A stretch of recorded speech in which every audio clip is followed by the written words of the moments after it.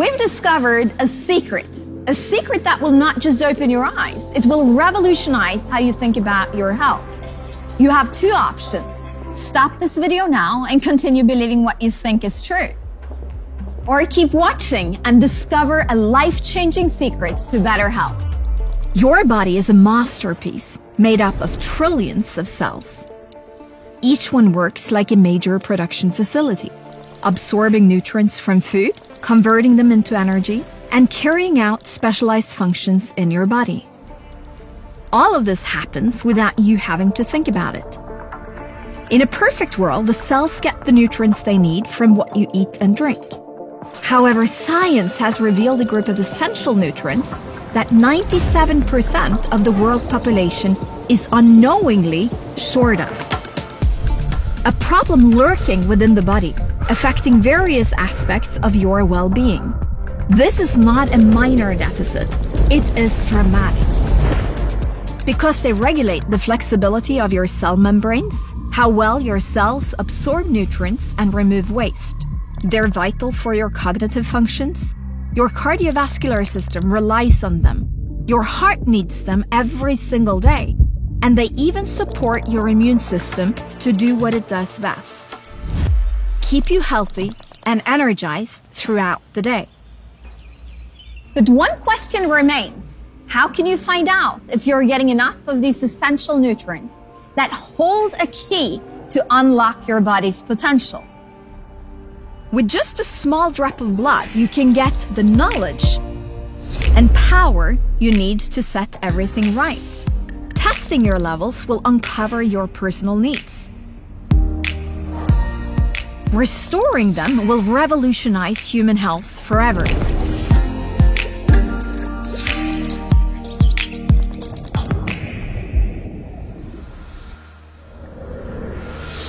When life-changing innovations are revealed, they give birth to multi-billion-dollar industries. Ideally, you want to enter a large existing market with sustainable growth and technology that sets you apart as 10 times better than the current market leaders. That is what we have. Thanks to our groundbreaking Scandinavian health tech solution. Today, more than 3 billion people care enough about their health to either take supplements or follow specialized diets. Our test will open their eyes. Are you in the safe zone or among the 97% who are not getting enough of these essential nutrients? Having your own health plan is pure logic. Getting proof that it's working should be too. We predict that more than 1/3 of this already interested group will put their supplements to the test during the next decades. That's 1 billion people, giving you the unique opportunity to leverage this megatrend in the making. What if you could play a pivotal part? What if you created a fulfilled career in this megatrend? What if participating in this test-based revolution enabled you to live life on your own terms? Picture a life where your heart beats stronger, your mind is sharper, and your days are filled with boundless energy. This is the success story waiting for those who embrace the power of personalized nutrition. Remove the guesswork. Don't let this opportunity pass you by. Join us. Share this secret. Act on this life-changing innovation. My name is Hilda. I'm the co-founder of Zenzino, and I can't wait to meet you. Ja no see on väga põnev, et see D-vitamiin on üles tulnud selles mõttes, mina mõtlesin, see on ammu kõigi selge teema, et see on nii vana teema, et nii kaua, kui me kõik oleme elanud, me arvast me ainult D-vitamiinist rääkinudki, et mul on küll üllatus see, et sellist teemat nagu paluti uuesti nagu rääkima, aga mul on hea meel selle üle, et olete huvilised ja kindlasti see on üks selline lüli, mida me peame oma elus nii-öelda kontrolli all hoidma ja millega meil peab olema väga hea suhe nii-öelda. No hakkame siis pihta sellest D-vitamiinist, et esiteks on siis see lugu, eks ju, D-vitamiiniga, et võib-olla enamus inimesi tegelikult ei tea, et D-vitamiin on sealhulgas ka hormoon ja miks ta on hormoon, sellepärast, et ta tegelikult töötab raku tuumatasandil ja sellest räägime natuke edaspidi ka, aga ta põhimõtteliselt lisaks sellele, et ta on nagu teised vitamiinid, ta mõjutab rakus oluliselt rohkem kuidas öelda, neid erinevaid mehhanisme, mille juurde me siis tuleme, millest te selle pildi saate, et miks ta nagu nii tsentraalne tegelikult on. Sest D-vitamiin on tegelikult kõige tsentraalsem vitamiin, millel on tegelikult, nagu me siin näeme, et ta reguleerib üle 2500 geeni meie organismis, mis on nagu ülioluline, sest seoses nüüd selle mRNA tulekuga on siis ka DNA võib-olla natukene selline tuttavam, eks ju, mis meil siin rakkudes on ja see ongi tuuma sees.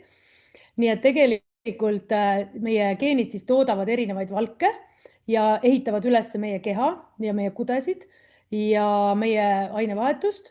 Ja kui D-vitamiin reguleerib 2500 geeni, no siis ei ole vist väga raske arvata, et seda on väga palju. Ja siis ta põhiliselt siis kontrollib meie energiatootmist kehas, annab siis hormoonisignaale, sellest räägime lähemalt hiljem. Siis ta tagab meie mineraalse homeostaasi, mis siis tähendab, et elektrolüüdid ja teised mineraalained sõltuvad temast ja sealhulgas eriti kaltsium. Ja et ta osaleb ka kromosomaalsete proteiinide tootmises sugurakkudes ja ajus siis neuronite ja närvirakkude omavahelises kommunikatsioonis, et see on selline laias vaates, on ju. Ja miks see on nii selline karismaatiline teema on ju tegelikult see, et me kõik teame, et meil teoreetiliselt on seda puudus. Me teame, et me elame Põhjamaal, kõik, kes elavad 40 kraadi ülespoole ekvaatorist, et kõigil on põhimõtteliselt vaja lisaks D-vitamiini saada siis lisaks päikesele, toidust ja siis tõenäoliselt ka toitainetest nii-öelda, mida me juurde saame võtta ja lisanditest. Ja siis testid on näidanud ja tegelikult maapraktikas on tegelikult sama asja, et päris nii hull meil ei ole, et 90% oleks puudust, aga tugev pool või üle poolte on meil kindlasti enamusel inimesel D-vitamiini puudus siiski ka veel täna. Vaatamata sellele, et meil on tegelikult teadlikkus väga hea ja minu arust enne Covidit oli seda D-vitamiini, kuidas öelda, trummi taotud ikkagi söögi alla ja söögi peale, et igas laupäevases Postimehes või Päevalehes oli kindlasti mingi D-vitamiini artikkel, et selles mõttes olid nagu ilusad ajad ja sealt ka tegelikult tuli see teadlikkus ja ka see nii-öelda kõrgemate vereseerumistasemete teadlikkuse tõus, eks ju, millest me siis ka räägime hiljem. Ja siis ma võtsin ühe arsti sellise slaidi, et ma hakkan ise kõiki ringi tegema, et osad on tõesti inglise keeles, et ma väga vabandan, sest ma ei jõudnud neid eesti keeles teha ja eestikeelset materjali tegelikult kompaktselt väga palju ei ole, nii et aga siin me näeme, et tegelikult soovitatav on siis 50 kuni 125 nanomoli liitris. See on siis see, mida me Euroopas vaatame, need numbrid, eks ju, see 20 kuni 50 on siis need Ameerika numbrid või nanogrammi milliliitris. Ja see on siis 2,5 korda vahe üldiselt on, aga meie räägime ikkagi nendest suurematest numbritest, meie laborid mõõdavad neid. Et kui keegi räägib seal 20 ja 30, siis tasub praegu täpsustada, mis see on, sest üsna palju on seda Ameerika kirjandust ka igal pool. Ja siin on ära toodud ka mõned doosid, aga ma sellele ei peatuks, et ma pigem tahtsin siin näidata, et kuidas on see võetud kokku see D-vitamiin kui kompleksne selline tegelane. Aga lähme siis nüüd natuke selliseks spetsiifilisemaks selles mõttes, et see D-vitamiin, mida me siis nagu saame toidust või me võtame juurde või saame päikesest, et see ei ole tegelikult aktiivne meie kehas. Et selleks, et ta üldse aktiivseks muutuks, ta peab tegelikult tegema läbi 2 passaaži. Ta peab käima läbi maksa, et maks on siin ära toodud, vist siin näidata midagi ei saa, on ju? Ega ma vist noolega ka ei saa. Või saan? Kas te näete noolt, ei näe? Näete? Jah, okei, nii et kus ta nüüd mul kadus siin? Nii, et siin on siis niimoodi, et kui tuleb siis meil D-vitamiin nii-öelda kehasse, ükskõik kas siis toidu kaudu või naha kaudu, et seda tegelikult tuleb aktiveerida maksas ja selle osalemiseks on temal vaja magneesiumi. Ja kui seda magneesiumi ei ole, siis juba selle vaheprodukti, mis on nii-öelda vaheladu siis seal maksas, et juba selle produktsioon jääb natukene viletsaks, eks ju. Ja see, et me päris aktiivse D-vitamiini kätte saaksime, siis ta peab minema veel neerudesse ja neerudes on veel omakorda magneesiumi vaja. Ja siin on ka rauda vaja juurde, et see D-vitamiin saaks üldse muutuda aktiivseks komponendiks, et ta saaks meie kehas hakata üldse seda tööd tegema, et ta saaks minna sinna rakkudesse, rakkutuuma ja siis kõiki oma ülesandeid täitma, et geene seal reguleerima ja kõike muud, eks ju, mida ta siis tegema peab, et seda me vaatame ka mõne aja pärast. Et need on nagu 2 olulist lüli, et see maks ja see neer. Ja siin vajab ta siis nii-öelda lisakoofaktoreid ja lisatoetajaid, milleks siis üldjuhul on magneesium ja siis ka raud ja K2 vitamiin tuleb ka hiljem. Et siin on ära toodud need 7 etappi on näidatud ja siis neeru aktivatsioon on kõige olulisem ja mida meie siis täna tegelikult veres mõõdame, me mõõdame seda 25 hüdroksu D-vitamiini, seda, mis on, ei, mitte seda, seda ülevalt, seda mitteaktiveeritud, jah. Et me mõõdame seda mitteaktiveeritud D-vitamiini ja tegelikult me saame SYNLABis mõõta ka aktiveeritud vitamiini, mida ma nüüd ise siin tegin paaril korral ja tahtsin näha, et kuidas see siis on, kui D-vitamiin on korras, et kuidas selle aktiveeritud vitamiiniga, see aktiveeritud variant on siis see 1,25. Vaatan, kus ta meil siin on. Siin tekstis ta polegi, aga põhimõtteliselt siin neerude juures, kui te vaatate, siin all on see aktiivne vorm ja see siis on see, mida me siis aktiivsena saame ka veres mõõta.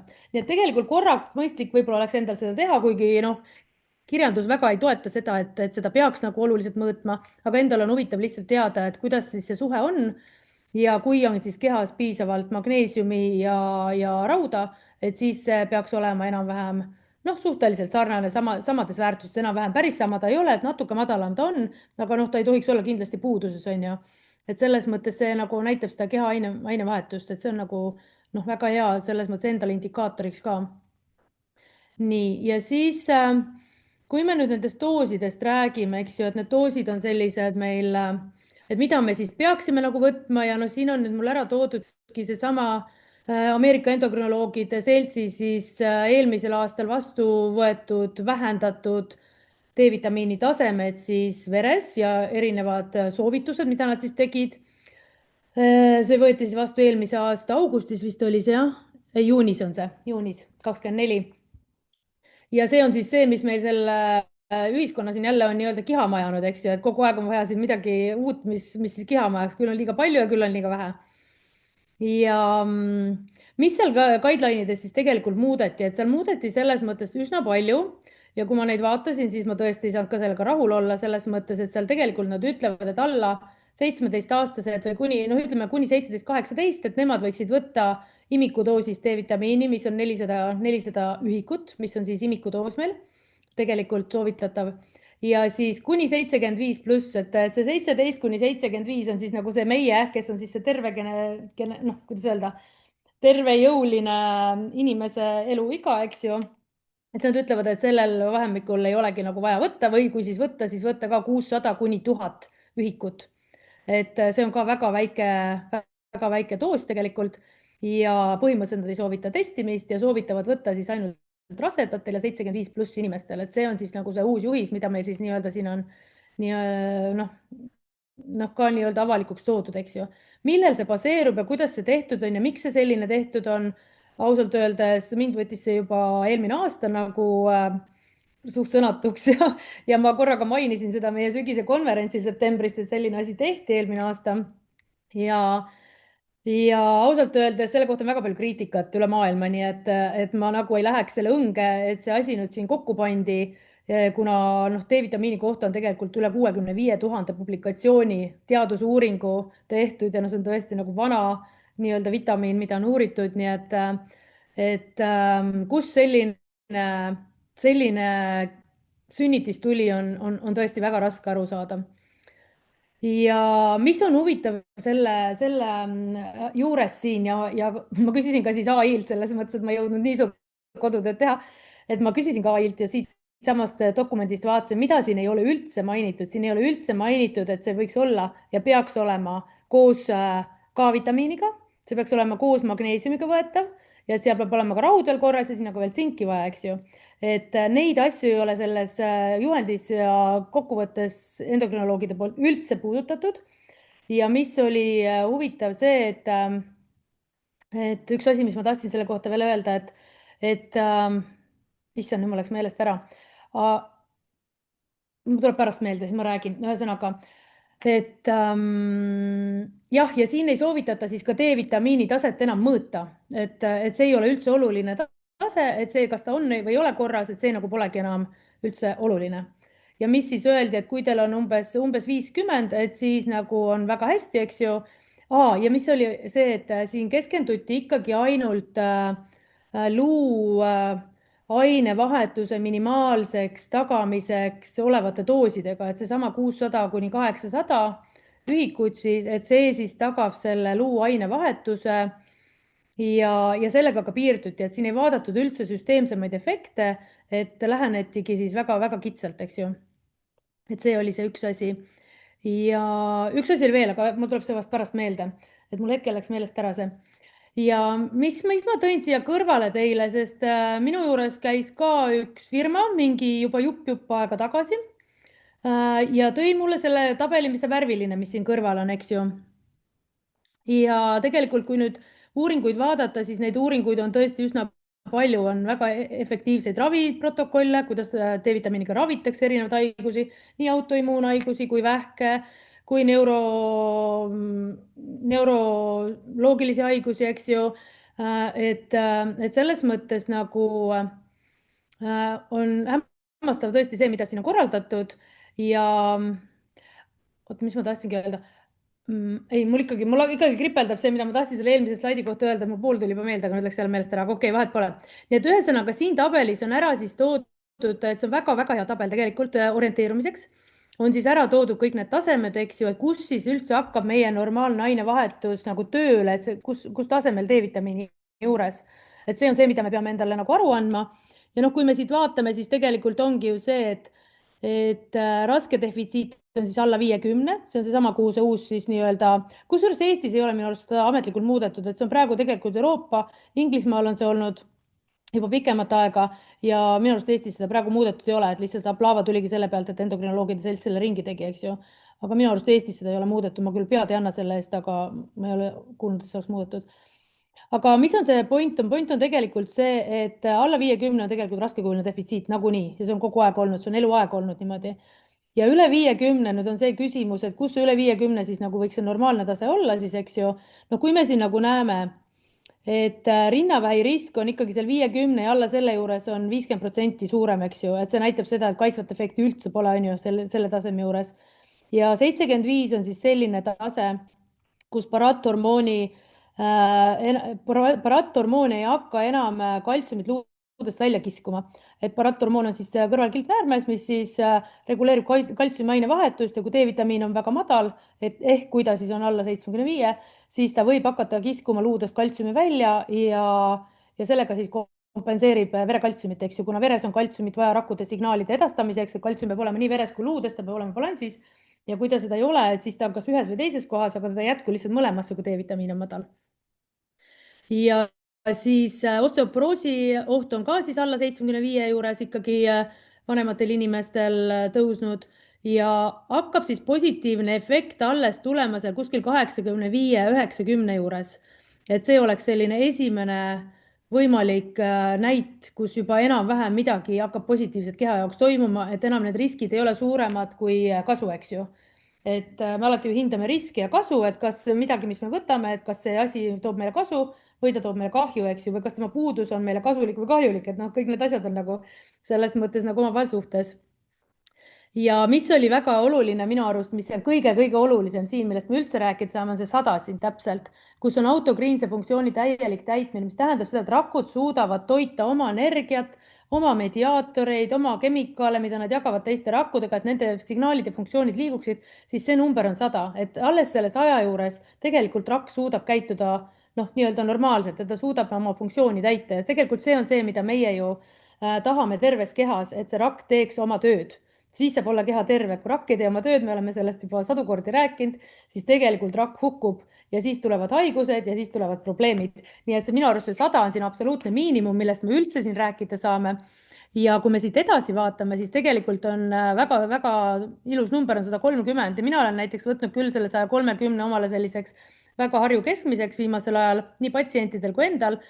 Ja see juba näitab seda, et vähkide, eriti rinnavähi siis esinemine väheneb juba peaaegu 50%, mis on nagu ülikõva sõna selles mõttes, et kui me suudame füsioloogiaga ära hoida vähitekke, siis tegelikult see on ju see, mida me tahame, et kõige odavam on olla terve ja hoida ära haigusi ja tegelikult selle sama 100-150 juures, mida ma tegelikult täna väga pooldan, tänaste teadmiste juures on siis efekt ju tegelikult kõikidele nii-öelda kroonilistele haigustele.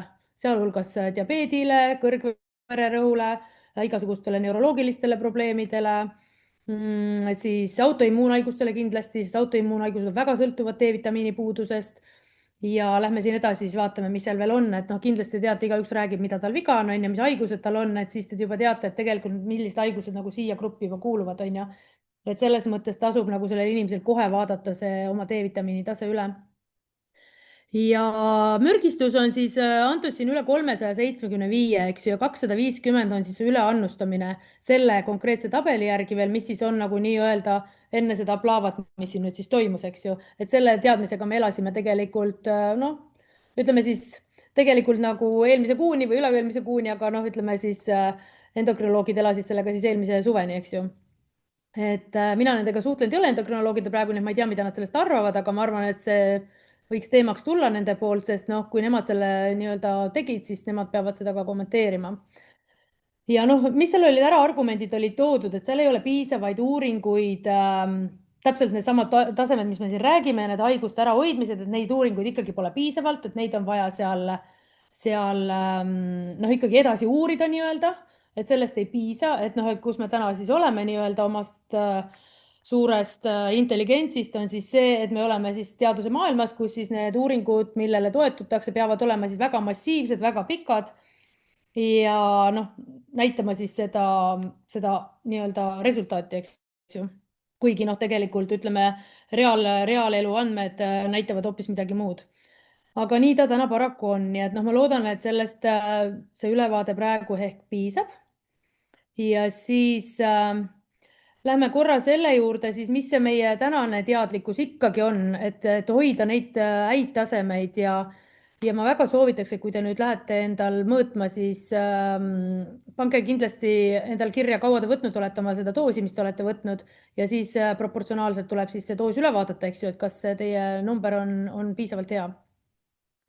Et ma ütleks täna ma ikkagi alla 100 ma kindlasti ei soovitaks kellelgi D-vitamiini hoida ja kui on ikkagi tahe olla tervemast tervem, nagu meil siin kõigil on, kes me oleme, sest me oleme siin sellepärast, et olla terved, et siis ma ütleks ikkagi, et see pigem kõrgnormaalne on parem kui madalnormaalne. Mis siis on see 100 piir ja 100 ülespoole, eks ju, 20, 30, 40, 50 pügalat, et see on väga hea. Ei tasu endale ajada sinna 200 ligi seda, et selles mõttes sinna juurde me kohe tuleme, et miks seda ei tasu teha, et see tõesti sõltub nüüd nendest teistest koofaktoritest, millest ma kohe rääkima hakkan, eks ju. Et enne räägime veel ära siis, et mis seda D-vitamiini puudust siis soodustavad, et kõik kroonilised haigused ise, kui inimesel juba on krooniline haigus, et kas tal on soolepõletikud, sapipõhist ei ole, on stress, kasutab palju erinevaid ravimeid ja on madala rasvaga dieedil, ülekaal, diabeet, rasvmaks ja tarbib kiirtoitu, siis tegelikult tal on juba vähenenud D-vitamiini imendumine ja sellest me kohe räägime selle lõpupoole, nii et mul on dünaamika step by step siin.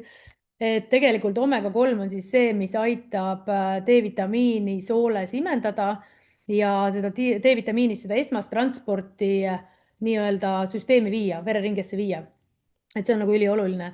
Ja kui ta ei jõua sealt soolest juba süsteemi, et tal ei ole piisavat rasva seal ja just nimelt head rasva, siis tegelikult see läheb juba kaduma ja jookseb tagurpidi välja, on ju. Ja tänase seisuga siis ikkagi need doosid on meil siin ära toodud endiselt 4000 võiks olla siis täiskasvanu igapäevane doos ja ikkagi aastaringselt, sest tegelikult see suvepäike meile väga palju ei anna, sest me näeme väga-väga palju, kui inimesed sügisel tulevad oma D-vitamiine mõõtma perearsti kabinetis, siis tegelikult väga paljudel on madal. Nad ise arvavad, et nad on päikse käes olnud, aga tegelikult neil on väga madalad. Nii et noh, tegelikult see soovitus, et aastaringselt võtta on ka juba aastaid vana. Ma arvan, see on 10+ aastat vana vähemalt.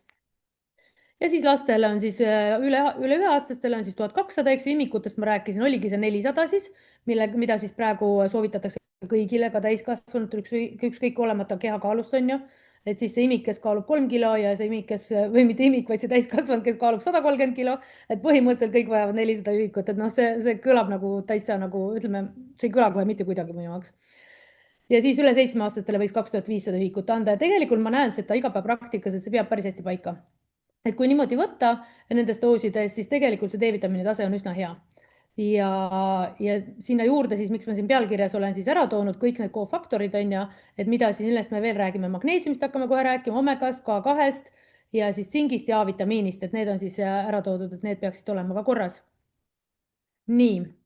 Ja mis on need toiduained siis, kus me saame D-vitamiini, sest Kanada uuringu järgi oli niimoodi, et tegelikult et Kanadas mõõdeti, et inimesed saavad oma igapäevases toidus kätte umbes 200 ühikut ehk siis pool seda imikudoosi, et saavad Kanada täiskasvanud oma toidust kätte. Et noh, see on sama, mis meil tõenäoliselt, sest ega meie toit ka nii palju hiilgavam ei ole, et kui palju meil siis seda lõhet on, juustu ja siis erinevaid piimatooteid ja mune ja krevette, noh, kui palju me neid ikka rohkem sööme kui kanadalased on ju, et selles mõttes nagu ma julgeks arvata, et meil on see enam-vähem sama.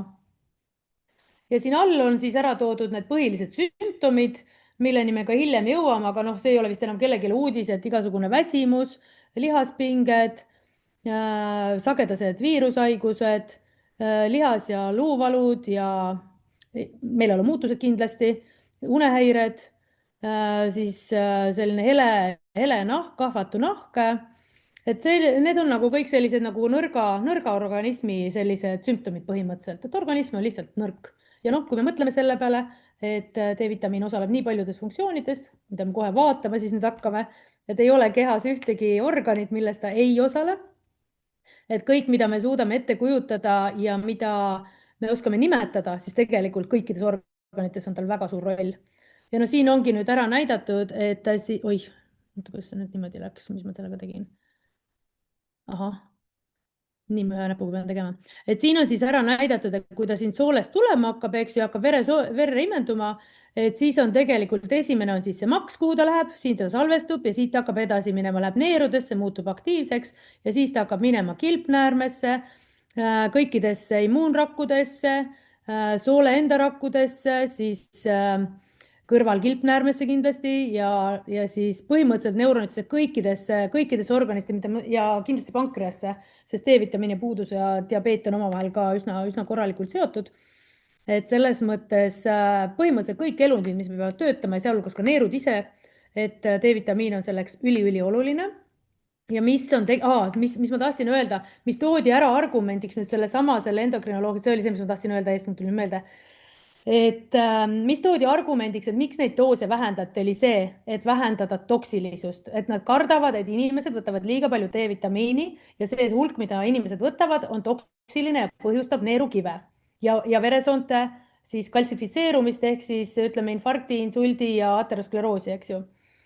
Ja mis ongi täpselt seotud sellega, et tegelikult nad ei ole siiamaani ära tabanud ja nad ei ole, ma ei tea, kus maailmas nad elavad ausalt, et nad ei ole aru saanud, et kui nad paneks juurde soovituse magneesiumi, mida seal ei olnud, täiesti magneesiumi vaba, ja kui nad paneks soovituse K-vitamiini vähemalt juurde, noh rääkimata tsingist ja A-st ja nii edasi, on ju, omegast, on ju, kui nad paneks juba selle K2 ja nad paneks selle magneesiumi juurde ja nad räägiks sellest kompleksist kui sellisest, siis oleks pilt hoopis teine ja siis meil neid kive ja siis meil neid kaltsifitseerumisi seal veresoontes ei oleks, eks ju, nii palju ja võib-olla üldse mitte, sest noh, mul on üks slaid, mida ma näitan teile hiljem, et miks seda ei ole. Aga hämmastav on see, et nad ei ole suutnud seda asja panna üldse kompleksi, nad vaatavad D-vitamiini kui eraldi, kui ühte asja ja muidugi, kui võttagi ainult 10 000 ja 20 000 D-vitamiine iga päev, siis tegelikult võib-olla tõesti need neerukivid mõnel tekivadki ja noh, veresoonte kaltsiumi ladestumine täpselt samamoodi, sest tegelikult K2 on see, mis viib selle kaltsiumi luudesse ja laseb luudel nii-öelda tugevad olla ja hoiab veresooned puhtana. Et see on nagu see koht, mis on täiesti hämmastav, et üks suur ülemaailmne, põhimõtteliselt seal oli väga palju endokrinoloogide seltse, ma vaatasin, kes olid selle dokumendi teinud Uus-Meremaast, Ameerikani, Euroopani, kõik endokrinoloogi seltsid, et kõik endokrinoloogid täna maailmas ei ole aru saanud, et D-vitamiini ainevahetuses osaleb nagu nii palju erinevaid kofaktoreid, mis on täiesti hämming. Vot, juba pahan kedagi kritiseerida, mul üldse ei meeldi kedagi kritiseerida, aga kui asjad on nagu nii oluliselt puusse pandud, et siis siis jää mitte midagi muud üle, eks ju. Ja siis siin all, mis mul see roheline selline päikene siin on, et siis me näeme siin ka, et siin on, mis on hästi oluliselt ära toodud D-vitamiini roll just rakkude jagunemisel, et siis vähirakkude jagunemisel, et kui ta on korras ja kui ta on kõrge, siis ta pigem pidurdab seda ja tavaliste rakkude jagunemisel, kui ta on kõrge, siis ta soodustab seda, sest tegelikult me tahame, et meie keharakud kogu aeg uuenevad, meil kõik rakud uuenevad, sealhulgas aju, mida arvati veel 20 aastat tagasi või 10 aastat tagasi, et uueneb küll.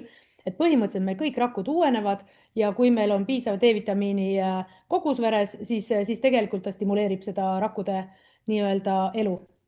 Ja mis on oluline veel, et siin on hästi palju põletikumediaatoreid, et põletikuga, me teame, et siin on inimesed isegi ütlenud, et nad on tõbised, kui neil on D-vitamiin madal ja siis, kui neil D-vitamiin on korras, et siis neil nagu polegi seda viiruseid ja nohu ja köha ja mis iganes asju. Ja mina ka tõesti tean, mul ei ole pärast Covidit mul polegi olnud, et enne Covidit mul oli mingi jõudus, aga viimase 5 aasta jooksul pole nagu mitte ühtegi viirust olnud, nii et selles mõttes nagu immuunsüsteemil nagu ülioluline roll ja see immuunsüsteem on täpselt see, mida me tegelikult ju ei saa mõõta, eks ju, me saamegi mõõta ainult selle väljundiga, et kas me oleme terved ja kas meil ei ole autoimmuunhaigusi, sest autoimmuunhaigused on tegelikult immuunsüsteemi ülereageerimine ja iseenda hävitamine, sest tal on midagi puudus ja ta saab omal signaalid ja siis ta hakkab iseennast hävitama, ükskõik millises koes ta siis on, eks ju, kas ta on liigestes või on ta neerudes või on ta silmades või on ta kopsus, et selles mõttes nagu suurt vahet pole otseselt.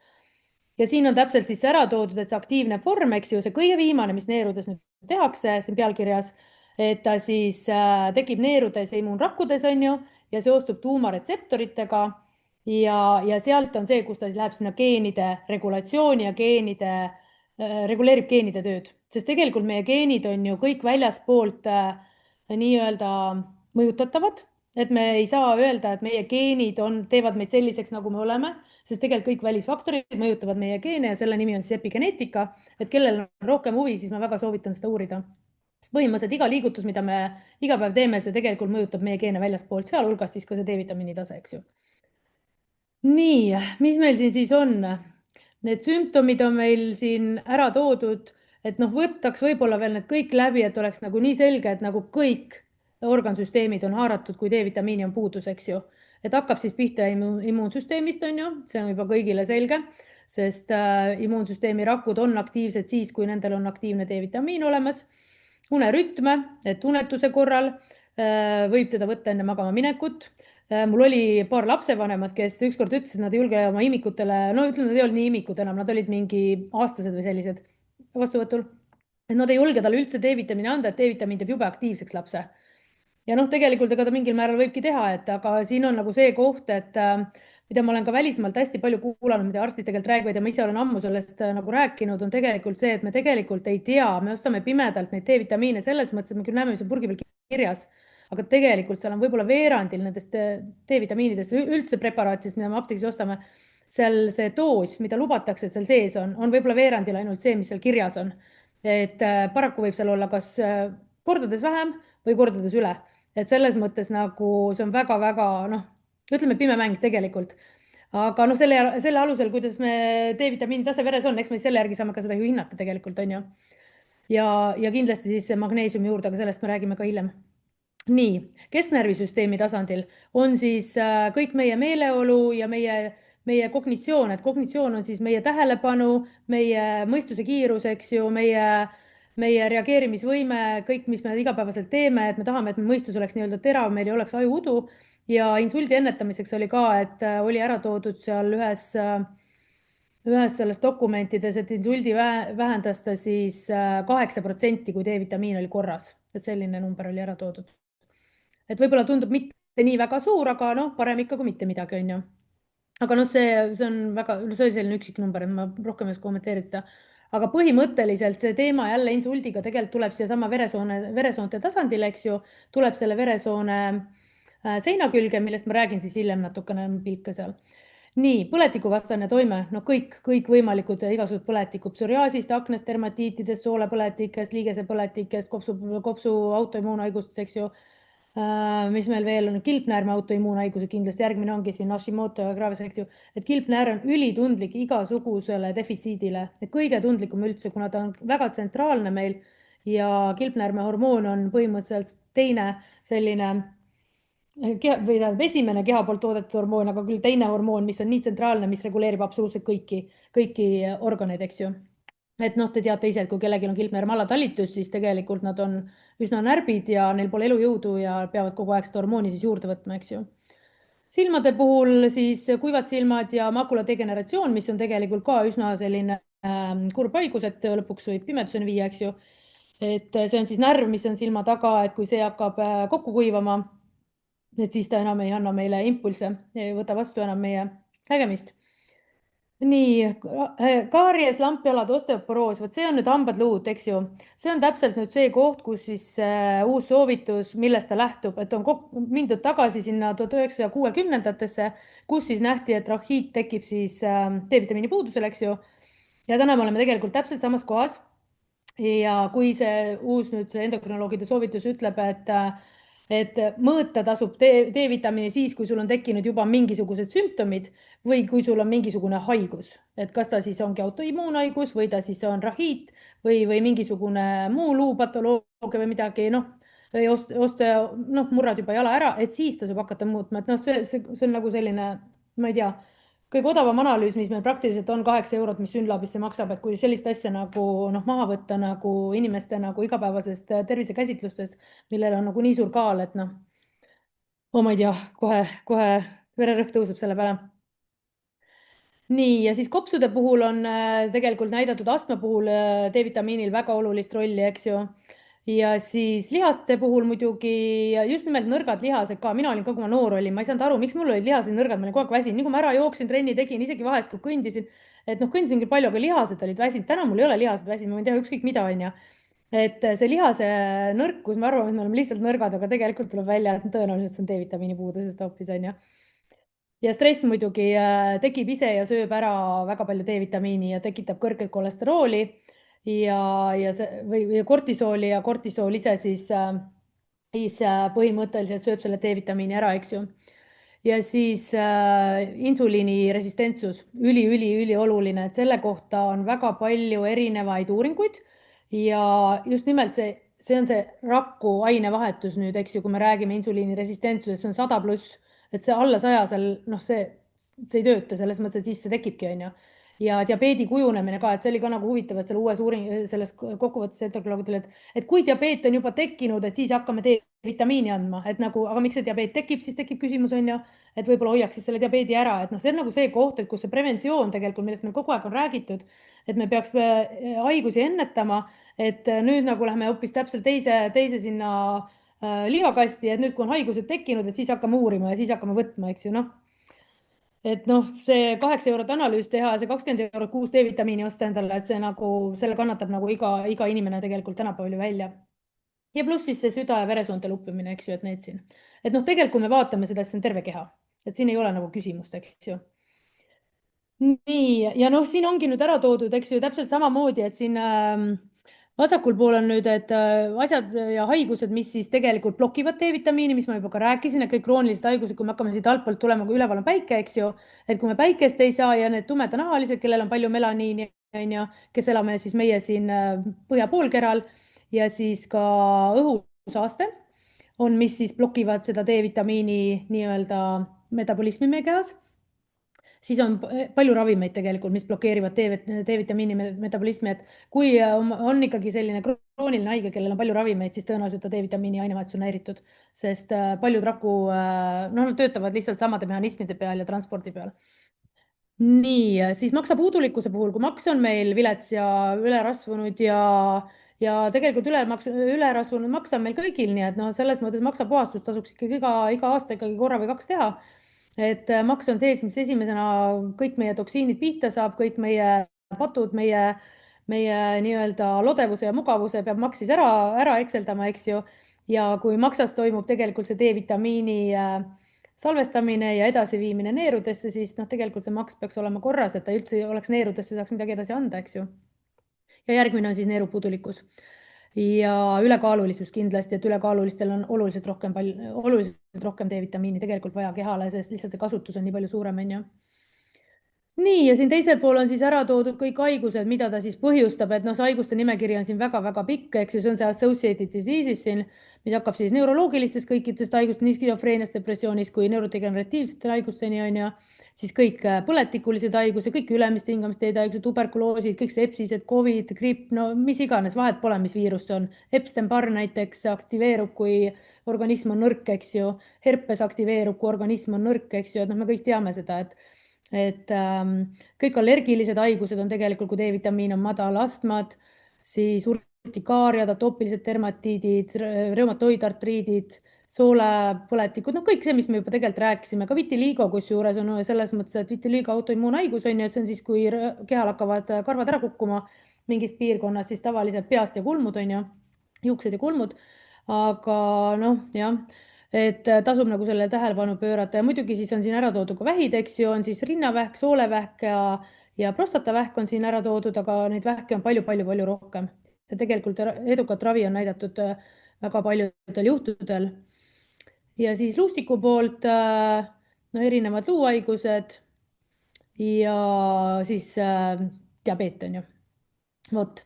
Nii et ühesõnaga neid skeeme on palju, et kes tahab tudeerida ja kes tahab midagi spetsiifilist otsida, siis saate otsida siin kõrval on see skeem nüüd üleval, need kollased ja roosad on see, kui meil D-vitamiin on korras, et meil kõik süsteemid töötavad hästi, nagu rääkisime, on ju, ja allapool need sinised hakkavad tulema, et mis meil siis tegelikult kehas tekib, kui meil D-vitamiin on madal ja meil on defitsiit, eks ju, ja mis olid siin huvitavad, mida ma veel ei ole maininud, on tegelikult see reproduktiivtervis, mis on tegelikult siis suguvõime, eks ju, nii lapsi saada, eks ju, kui ka siis ütleme normaalse menstruaaltsükli nii-öelda toimimine, et see ülioluline ja on ka näidatud tegelikult, et ka üldsurevus põhimõtteliselt tõuseb, kui D-vitamiin on madal, sest noh, tegelikult kõik töötabki meil madalsageduslikul nii-öelda, on ju.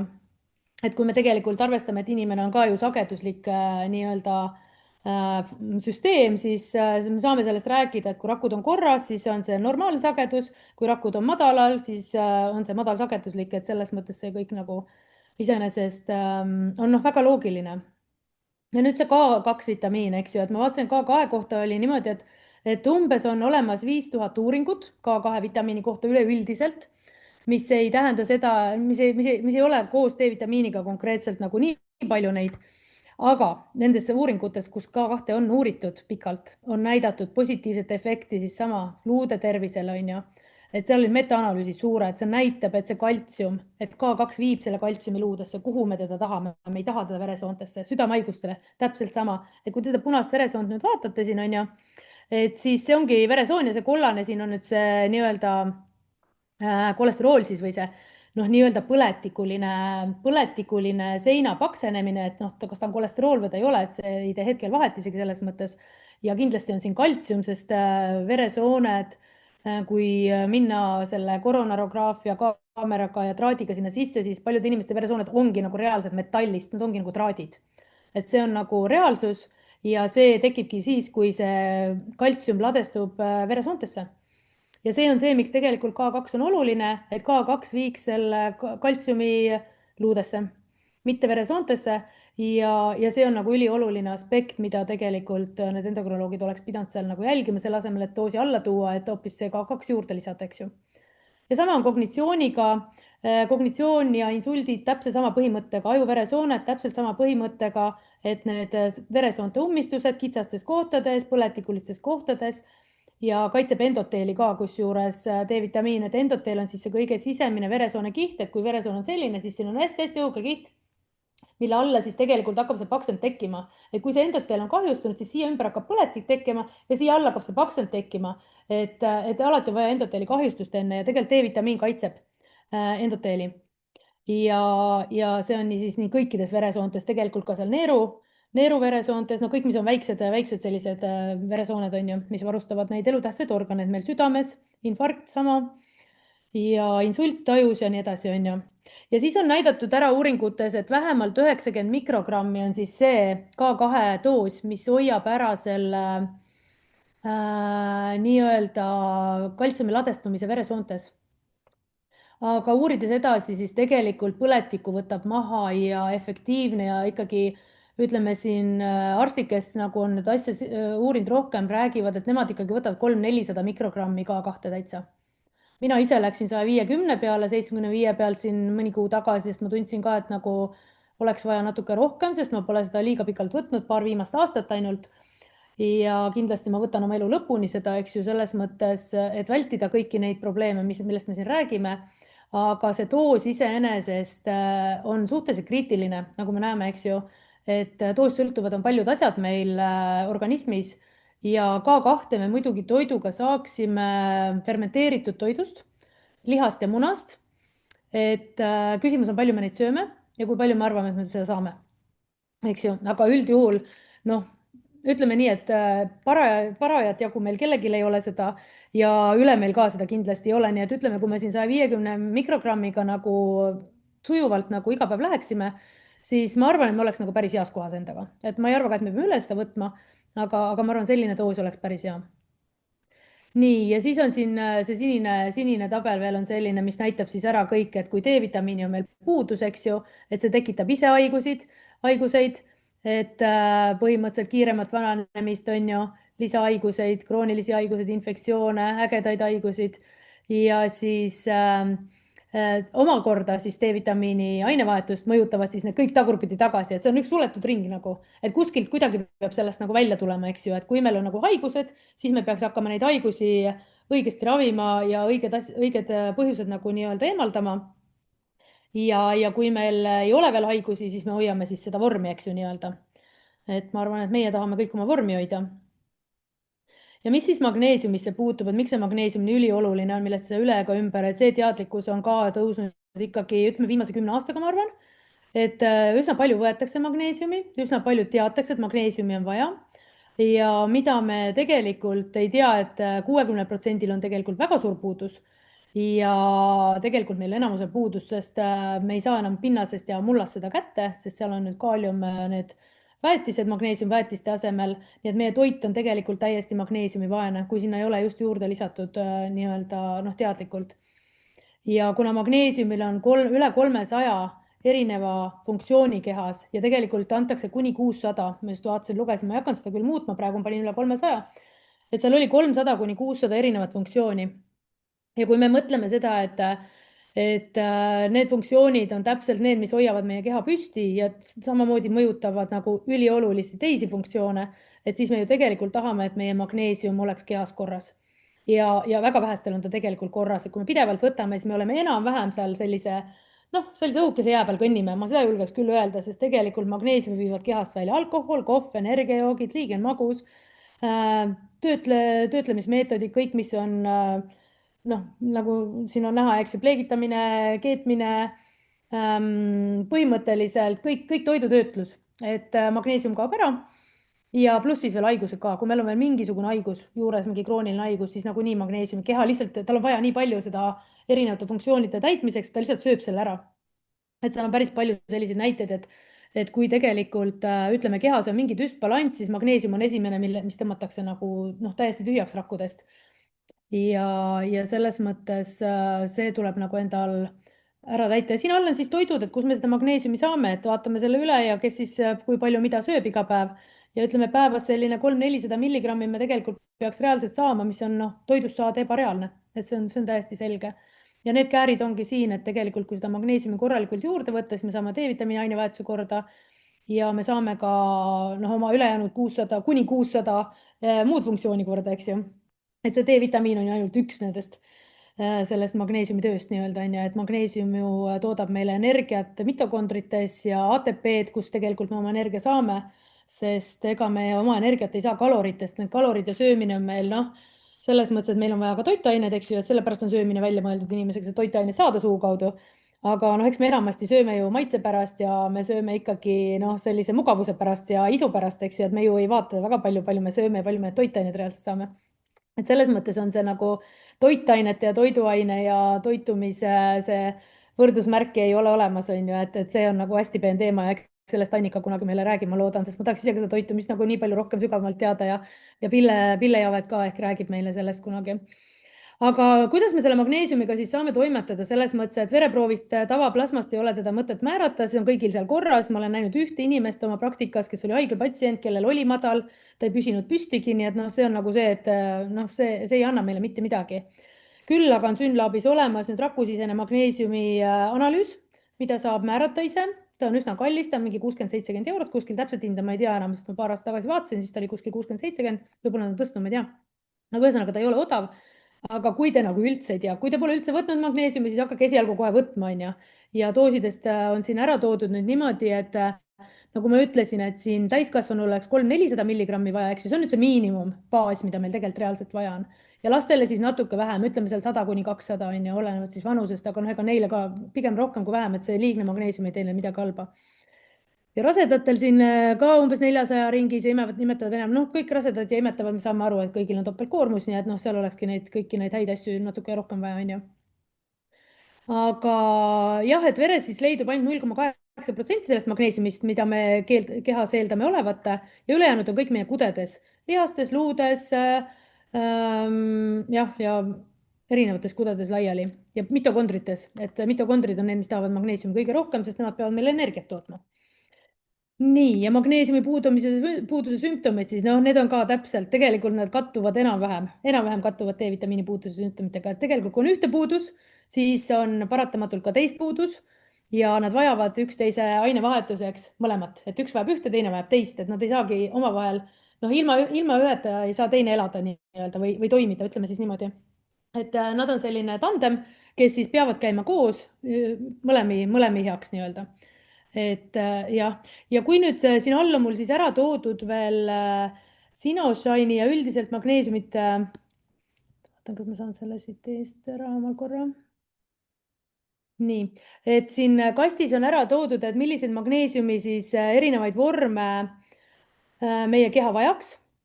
Ja siis on kõige sagedasem ja selline, kuidas öelda, levinum on siis magneesiumglütsinaat ja tsitraat. Need on siis 2 tükki, mis on kõige laiemini apteegis ka levinud ja nüüd on tulnud ka treonaat, mis on siis ajuspetsiifiline magneesium, mida tegelikult väga soovitaks. Ja siis on ka tauraat, mis on siis just südamele ja veresoontele ja malaat siis, mis on lihastele ja energia boostimiseks, eks ju. Ja oksiid on siis kõige vanem, mis neist siin all on, et see oli siis see, mis oli kõige esimene magneesium, aga sellest imendub ainult kuni 5% soolest, nii et noh, sealt ei saa eriti kätte midagi. Küll aga soole puhastuseks ja kõhu lahtisuseks on see päris hea, nii et kui keegi tahab soolt puhastada, siis selle magneesiumiga võib oma soolt puhastada küll. Ja kusjuures on näidatud, et ta aitab hästi kõrvetiste vastu, et selles mõttes nagu seal on tal võib-olla täitsa oma koht olemas, sest ta lõõgastab seda magu ja selles mõttes, et võimalik, et seal ta toimib. Nii, aga millest me need kollased, need südamed on mul siis pandud siia, et need on Sinoshine'is siis esindatud, et Sinoshine on siis meie enda toode, eks ju, kus on siis koos nii D-vitamiin kui magneesium. Et ma ei ole ise nüüd apteegis ammu käinud ja tegelikult peaks täitsa ühe sellise visiidi tegema sinna ja vaatama, mis sorti seal magneesiumi müüakse, sest ma tean, et neid müüakse erinevates vormides, erinevates segudes, aga kas koos D-vitamiiniga ka magneesiumi on, seda ma ei tea, selle ma vastuse võlgu teile. Aga üldiselt, noh, kõik see jutt, millest me rääkisime, et magneesium ja D-vitamiin koos, et miks nad on tandem, eks ju, et see räägibki selle eest, et kui meil on need mõlemad proportsioonis koos ja vastavalt sellele proportsioonile me siis võtame seda kogustes, et siis tegelikult see täidab meie keha füsioloogilised vajadused nagu enam-vähem ära, eks ju. Et selles mõttes see Sinoshine on väga tänulik toode ja ma ütlen, et mina ise olen küll nüüd selle peale jäänud 1,5 aastat ja ma tunnen ennast väga hästi. Ja minu D-vitamiini tasemed olid ka, üks oli 150 vist oli tavaline ja 122 oli see aktiivne, nii et noh, selles mõttes võib väga rahule jääda, et ma arvan, et see on väga hästi. Noh, võiks isegi võib-olla natuke parem aktiivne olla, kui tahaks väga norida, aga noh, sellega olen ka rahul juba. Et see on nagu see viis, kuidas nagu endale läheneda siis, on ju. Nii, ma vaatan, mul kadus siin midagi ära, et kas ma saan seda sain, okei. Nii, kus ma lähen tagurpidi või issand. Ma ei oska sellega. Nüüd vist lähen edasi. Jah, vabandust kohe. Nii, et siis ongi see, et miks nad on siis koos, on ju. Ja siin on siis ära näidatud need skeemid veel, kui keegi tahab endale teha täpsema pildi siit, et siis saate seda alumist sinist, kus siin nooled on siis ära näha, et kus see magneesium täpselt siis töötab, eks ju. ja K2 puhul siis ka on see ära toodud, et siis K2 hoiab seda veresoontesse kuhjumist ja viib luudesse. Ja mis on oluline see tegelikult, et see teisel pool nurgas siin paremal, et kus on ära näidatud see, mida D-vitamiin siis vajab enda heaks ainevahetuseks, need rõngad ja pallid siin, need hallid, et ta vajab siis, esiteks ta vajab kindlasti trenni, et me liiguksime, oleksime aktiivsed, on ju, et me sööksime normaalset toitu, sest ta vajab ka rasva, toidurasva vajab selleks. Ta vajab kindlasti omega-3, et omega-3 on siis see transporter, mille kaudu ta siis saab soolest hakata verre seedima ja transportida teda ja siis magneesium, eks ju, ja siis on siin boor, tsink, jood ja K2. Et tegelikult jood ja tsink ja boor on ka üliolulised. Joodipuudus meil ka üldiselt enamusel siiski tänapäeval on, et noh, kõik sõltub palju nendest soolades on ja palju me soola tarbime, eks ju, joodiga. Et jodeeritud soolad on ju väga need vanad soolad, mis meil seal naatriumsoolad, mis on ja neid tavaliselt keegi enam ei tarbi. Kõik tarbivad meresoola või siis Himaalat või midagi sellist. Et noh, küsimus on, kas me selle joodi sealt kätte saame, see on omaette triki küsimus. Nii, ja siis on siin ilus slaid keskel, kuidas magneesium ja siis D-vitamiin omavahel siis vajavad teineteist, nii et selles mõttes on nagu, nii vaataks, ma lähen õiget pidi. Nii, ja miks me siis vajame omega-3, et see D-vitamiin korralikult kätte saada, on ju, et kuna D-vitamiin on rasvlahustuv, et meil on rasvlahustuvaid üsna palju neid vitamiine, tegelikult K2 on ka rasvlahustuv, eks ju, et A, D, E, K, need on meil rasvlahustuvad ja tegelikult on näidatud metaanalüüsides, et kui omega-3-ga koos võtta D-vitamiini, metaanalüüsi tähendab seda, et nagu suured kokkuvõtvad sellised analüüsid, kus on palju-palju erinevaid uuringuid kokku pandud, et siis see soodustab D-vitamiini taseme tõusu ilma, et me tõstaksime D-vitamiini enda hulka, eks ju, mis näitab seda, et see imendumine ja ainevahetus oluliselt paraneb. Ja me kõik teame, et omega-3 mängib suurt rolli kõikide rakkude ainevahetuses täpselt samamoodi, et see rakumembraan on elastne ja ta laseb selle D-vitamiini ilusti sealt läbi ja võtab põletikku maha ja põhimõtteliselt annab rakule sellise eluvaimu sisse nii-öelda, on ju. Et seda nad siis koos teevad ja ta aktiveerib siis selle aktiivse D-vitamiini sünteesi siis neerudes, et see on ülioluline, on ju. Et see on hea teada, nii et kõik, kellel on siis omega-3 testid korras, nende neerud tõenäoliselt töötavad väga hästi. Ja no mina sain oma testi alles hiljuti korda selle suve lõpus, nii et noh, võib-olla aasta pärast töötavad veel paremini, kui püsivad hästi korras. Nii, ja olulised kliinilised efektid, siis kui võtta just D-vitamiini koos omega-3-ga, on siis autoimmuunhaiguste vähenemine 22–30%, see on 30, see on 1/3, see on ülioluline protsent. Ja kui me mõtleme selle peale, et need on ainult 2 looduslikku asja, mis tegelikult seda vähendavad, on ju. Kõik autoimmuunhaigused, liigeshaigused, uuesti siin hakkame, on ju. Kõik põletikulised haigused, nahalööbed, igasugused asjad. Et ülikõva efekt, ma ütleks selle kohta. Vähendavad siis koos ärevust, depressiooni ja toetavad serotoniini ainevahetust, mis on ülioluline meie meeleoluhäiretes, eks ju. Et me kõik teame, et serotoniin, dopamiin, noradrenaliin, kõik, et need, kuna ta parandab soole mikrobiomi ja seal ka nende ainevahetuse paranemist ja nende teket, et siis kõik need neuromediaatorid põhimõtteliselt tekivad sooles, et siis ta parandab seda ka ja koos nad annavad siis potentseerivad nii-öelda üksteist veel. Ja muidugi D-vitamiinil on ülisuur roll ärevusel, depressioonil ja kõikidel neuroloogilistel nii-öelda häiretel, eks ju. Nii, veresuhkru stabiliseerimine, kaalu reguleerimine ja triiglütseriidi langus on väga oluline. Kõik need, mis on meie tänapäeva moodsad probleemid, triiglütseriidid on siis need rasvad, mis siis tegelikult soodustavad sellist kardiovaskulaarhaiguste ja infarktide ja hüpertoonia teket, eks ju.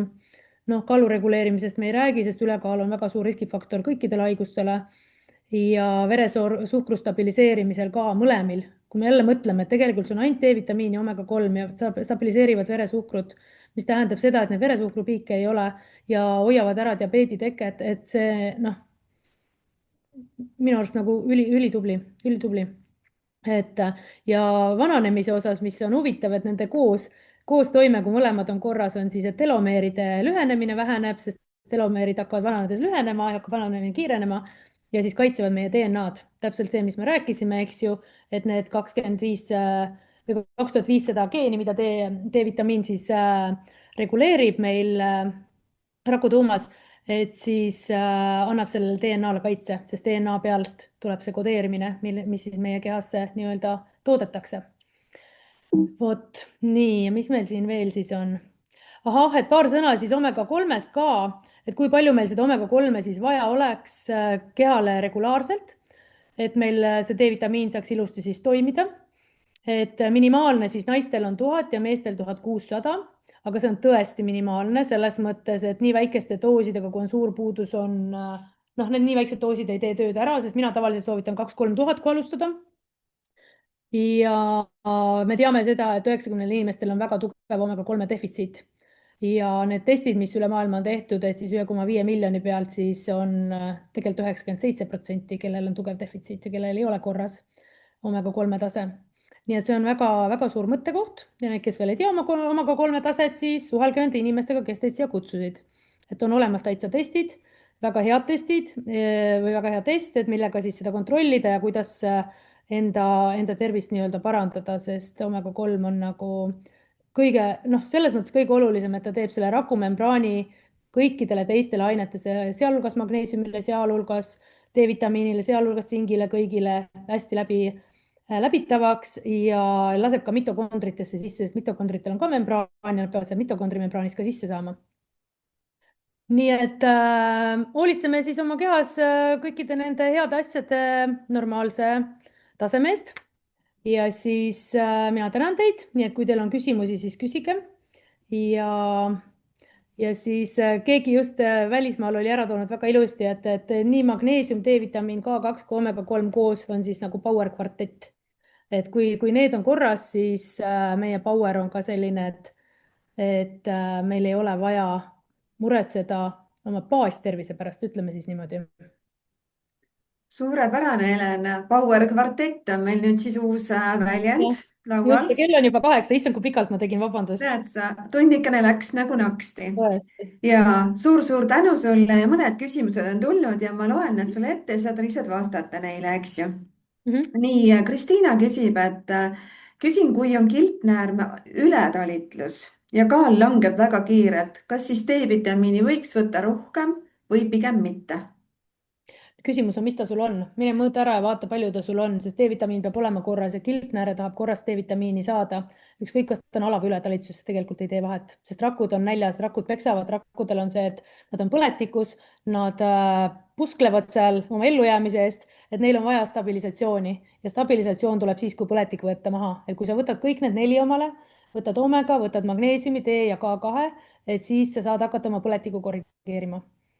Et mul on väga raske öelda, kas rohkem või vähem, sest kõige olulisem on see, et sa vaatad üle, mis su kehas toimub ja sa tead, kas sul üldse on puudu või on sul palju teda seal. Kui sul on liiga palju, siis sa pead võtma muidugi vähem, on ju. Aga kui sul on ikkagi alla 120, siis ma ütleks, et võta natuke rohkem. Või 140-50-ni viia see oma D-vitamiini tase ja kindlasti kõik teised juurde.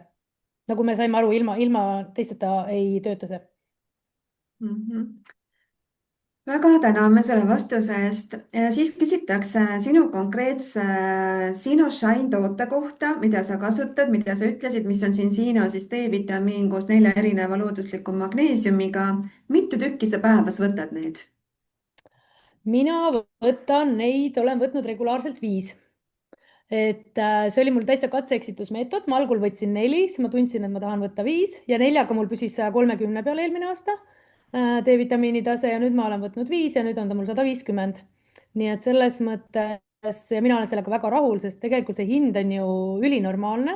Kui seda otse tellida, mingi 16 eurot või palju ta on, sellest jätkub tegelikult kuuks ajaks ja me saame 2 asja sealt. Magneesiumi ja kvaliteet magneesiumi ja kvaliteet D-vitamiini. Et selles mõttes nagu, mõtlen, minu jaoks tõesti algul ma nagu ei osanud väga hinnata seda toodet, aga mida rohkem ma teile seda juttu siin räägin, seda rohkem oskan seda hinnata. Et see on tõesti geniaalne kombo, nii et ja see tõesti nagu tundub, et ta imendub väga hästi kehas, mida ma algul ei uskunud, sest tegelikult need doosid on seal suht madalad. Et kui need doosi hakata vaatama, siis sealt ei tule need 4000 ja 5000 välja, et tõesti, et nad on natuke madalamad, aga nad teevad oma töö väga hästi ära, nii et see sõltub sellest, et kui heas seisus keha on ja kui funktsionaalsed on tooted, mida me tarbime, eks ju. Ja just nimelt ja Greten siin küsis ka nende dooside kohta, kuna Sinoshine'is on ühes selles annuses on 500 IU-d on ju, ja kui me võtame seda ülihästi omastatavat vormis, mis on 4 magneesiumit, annavad sellele juurde ja oomega-3% on meil ka korras ja X-tendist saame ka vitamiini, siis tegelikult meil ei ole vaja võtta väga suuri koguseid D-vitamiine juurde, need töötavad väga hästi. aga selleks on ju vaja teada, nagu sa ütlesidki, mis su tase on. Just ja ma võin oma kogemuses seda öelda, et vanasti ma võtsin ka seda apteegi 4000-st ja ma ei võtnud kaadi juurde, ma ei võtnud magneesiumi juurde ja siis mul D-vitamiin oli umbes 90 ja ma võtsin 4000 on ju. Ja noh, täna, kui ma võtan 5 tükki on umbes 2500, eks ju, ja ta on 130 või 140, 150 on ju. Nii et selles mõttes isegi oluliselt parem. Nii et noh, see omastavus on väga, väga hea järelikult. Vot siin on tootel ja tootel vahe, eks ju. Alles seal on Nii. vahe. Järgmine küsimus tuleb, kui vanale inimesele on määratud verevedeldaja, siis kas võib neid kõiki asju, kõiki nagu seda Power kvartetti koos võtta? Ma saan nii aru, koos verevedeldajaga. Sellepärast, et verevedeldaja eesmärk on ju verd hoida vedelana, et järelikult selle vanemal inimesel on vedeldamisega probleeme, mis tegelikult peaks olema füsioloogiliselt vedel, eks ju. Et siis absoluutselt kõiki tuleb võtta, sellepärast et nendel asjadel on nii palju rohkem lisatoimed, et siis tuleb seda verevedeldaja doosi võib-olla lihtsalt vähendada. See kõik sõltub, milline see vedeldaja on ja miks ta pandud tegelikult on. Tavaliselt pannakse rütmihäirete puhul, et ei taheta, et need väiksed mikrotrombe südamekodades tekivad. Et see on kõige sagedasem põhjus, miks pannakse. Nii et noh, väike doos sinna peale tõenäoliselt peab jääma, aga küsimus on jah see, et nii vedelaks see nüüd küll verd ei tee, et see kuidagi ohtlik peaks olema. Ja noh, tasub muidugi testida selles mõttes, et omega-3-ga samamoodi, et juhul, kui ta nüüd võtab, eks ju. Et siis tasub vaadata, kindlasti tal on algul suur puudus ja noh, võib-olla see keha reageeribki, et selles mõttes, et võib-olla vererõhk natuke langeb ja kõik sõltub, mis need kaasuvad probleemid on, eks ju, et noh, et selles mõttes, et ja kõik sõltub ka, kui vana see inimene muidugi on, et kui ta on 95, siis noh, seal keha nagu väga kiireid tagasipöördeid ja selliseid piruette ei tee, eks ju, et kohe noh, uueks ja terveks saada. Aga kui ta on seal kuskil 60 ringis, siis võib imesi toimuda, nii et see on väga individuaalne tegelikult, et ma sellist soovitust ei saa nagu anda, et kas kohe kõik ja kui palju, eks ju, aga noh, seda asja peaks nagu vaatama ja noh, kahju nad kindlasti teha ei saa, see on täiesti selge. Just, see ongi selge. Ja no kohe tuli uus küsimus, kuidas raseduse verevedeldajaga on? See nüüd on natukene see on Glexaan siis tõenäoliselt, mis on peal või jah, et süstitav vist jah. Et põhimõtteliselt sama jutt. Sellepärast, et ega lootel on ikkagi vaja omega-3, lootel on vaja ikkagi D-vitamiini, tal on vaja ikkagi magneesiumi, emal on vaja kõiki neid asju kõikidele organitele. Et selles mõttes need verevedeldajad ei ole vastunäidustused. See lihtsalt tuleb aru saada, et milleks need on peale pandud, kui suured on need doosid ja mis doosidega ei saa alustada, kui üldse pole midagi võetud. Et noh, seal peaks mingi väikse sellise raviskeemi tegema, et see skeem oleks nagu dünaamiline. Usun, et sellega on ka selge. Ma korra küsin enda poolt sellise küsimuse. Ükskord oli meil jutuks, et kui D-vitamiin vahetult ennem seda võtta suur ühik ja minna analüüsi andma, siis võib tulla vale positiivne. Kuidas sellega on? No eks ta ikka ongi, sellepärast, et D-vitamiin ju imendub üsna ruttu ja selles mõttes mina soovitaks küll samal hommikul mitte võtta. Ja noh, isegi kui te nüüd võtate megasuuri doose, seal neid 25 000, mida ma ka vahest kirjutan, 10 000, et kui neid võtta, siis võiks paar päeva võiks ikkagi vahet olla. Et ei tasu minna mõõtma seda, mis on just sisse võetud. Et noh, tegelikult vanasti ju meditsiinis oli ka see, et minge ilma söömata, ilma joomata vereproova on. Täna on hästi palju mööndusi sellele tehtud. Et ainult kolesteroolid on veel need, mida tuleb tühja kõhuga anda nii-öelda. Aga D-vitamiin võiks ka olla see, et ikkagi samal päeval kindlasti ei võta. Ja noh, eelmisel päeval võib olla siis võetud, aga mitte siis nagu 10 000 või midagi. See tava 4000, see on okei. Mul on hea meel, kui te saite kasu midagi ja tegelikult see ongi nagu selline teema, mida tegelikult tuleks une pealt igal ühel teada ja see peaks vähemalt korras olema, et siis teil ei ole arstide juurde asja ka.